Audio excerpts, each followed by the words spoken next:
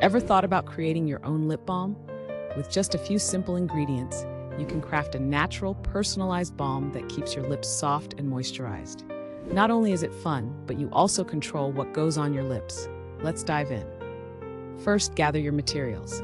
You'll need beeswax pellets, coconut oil, shea butter, essential oils, optional, lip balm containers, a double boiler, and a stirring stick. Start by melting 1 tablespoon of beeswax pellets, 1 tablespoon of coconut oil, and 1 tablespoon of shea butter in a double boiler. Stir until everything is fully melted and combined. Want a fragrant and flavorful touch? Add a few drops of essential oil. Peppermint and vanilla are great choices because they are safe for lip products. Carefully pour the melted mixture into your lip balm containers using a small funnel or pipette. Be sure to leave a small space at the top for expansion as the balm cools. Allow your lip balm to set completely, which takes about an hour.